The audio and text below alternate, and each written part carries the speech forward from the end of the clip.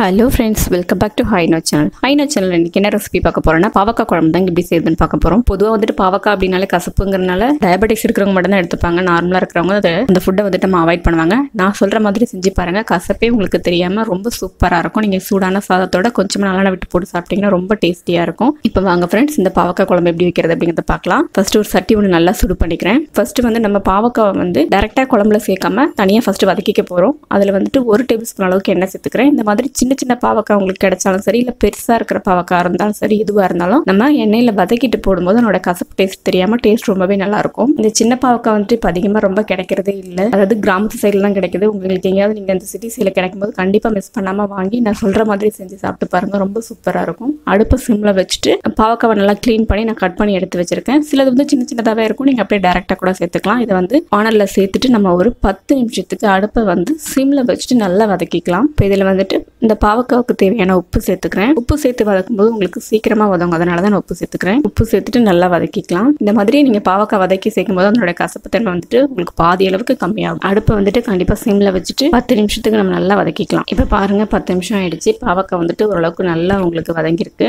இந்த ஸ்டேஜில் நம்ம ஸ்டவ் ஆஃப் பண்ணிட்டு தனியா எடுத்து வச்சிடலாம். நான் இப்ப அதே மண்வானல்ல வந்துட்டு குழம்பு தாளிச்சிக்க போறேன். குழம்பு தாளிக்கிறதுக்கு ஃபர்ஸ்ட் வந்துட்டு எண்ணெய் சேர்த்துக்கலாம். எண்ணெய் வந்துட்டு ஒரு 3 டேபிள் ஸ்பூன் அளவுக்கு எண்ணெய் சேர்த்துக்கிறேன். இது பாவக்காய் குழம்பு அப்படிங்கறனால நல்லெண்ணெய் சேர்த்துக்கலாம். எண்ணெய் சூடானதுக்கு அப்புறமா 1/2 டீஸ்பூன் அளவுக்கு கடுகு, 1/2 டீஸ்பூன் ஜீரகம், இரண்டும் சேர்ந்து நல்லா எண்ணெயில பொரியிட்டோம். இதோட ஒரு 15 பல் பூண்டு சேர்த்துக்கிறேன். இந்த மாதிரி பொடியை கட் பண்ணி சேர்த்துக்கிறேன். நீங்க முழு பூண்டும் சேர்த்துக்கலாம், அது உங்களோட விருப்பம். பூண்டு சேர்த்துட்டு நல்லா எண்ணெயில வதக்கிக்கிறேன். இதோட வந்துட்டு ஒரு மீடியம் சைஸ் பெரிய வெங்காயத்தை பொடியை கட் பண்ணி சேர்த்துக்கிறேன். உங்ககிட்ட சின்ன வெங்காயம் இருந்தது அப்படின்னா சின்ன வெங்காயம் சேர்த்துட்டீங்கன்னா ரொம்பவே நல்லா இருக்கும். காரக்குழம்பு இந்த மாதிரி பாவக்காய் குழம்புக்கெல்லாம் சின்ன வெங்காயம் சேர்த்தா ரொம்ப நல்லா இருக்கும். என்கிட்ட இல்லை அப்படிங்கனால பெரிய வெங்காயம் சேர்த்துருக்கேன். வெங்காயத்தையும் சேர்த்துட்டு நல்லா பாதி அளவுக்கு வதக்கிக்க போறேன். இப்ப பாருங்க பூண்டு வெங்காயம் நல்லா பாதி அளவுக்கு நல்லா வதங்கிட்டு இருக்கு. இதுல வந்துட்டு ஒரு மீடியம் சைஸ் தக்காளி வந்து அதையும் பொடியை கட் பண்ணி சேர்த்துக்கிறேன். தக்காளியும் சேர்த்துட்டு நல்லா வதக்கிக்க போறேன். இப்போ சேர்த்த வெங்காயம் தக்காளி பூண்டு எல்லாமே நல்லா எண்ணெயில வதங்கிட்டு இருக்கு. நல்லா வதக்கும் போது உங்களுக்கு குழம்பு டேஸ்ட் நல்லா இருக்கும். இதோட ஒவ்வொரு மசாலா பொடியை சேர்த்துக்கலாம். 1/2 டீஸ்பூன் அளவுக்கு மஞ்சத்தூள், குழம்பு மிளகாய் தூள் வந்துட்டு 3 டீஸ்பூன் சேர்த்திருக்கேன். மல்லித்தூள் வந்துட்டு 2 டீஸ்பூன் சேர்த்திருக்கேன். இதுக்கு தேவையான உப்பு நான் ஆல்ரெடி பாவக்காய் வதக்கும் போது உப்பு சேர்த்திருக்கேன். நம்ம குழம்புக்கு மட்டும் சேர்த்துக்கலாம். சேர்த்துட்டு நல்லா அந்த மசாலாவோட பச்சை வாசனை போற வரைக்கும் நல்லா வதக்கிக்கிறேன். நம்ம சேர்த்த மசாலா பொடியெல்லாம் வெங்காயத்தோட சேர்ந்து நல்லா வதங்கிட்டு இருக்கு. இதோட நம்ம வதக்கி வச்சிருந்த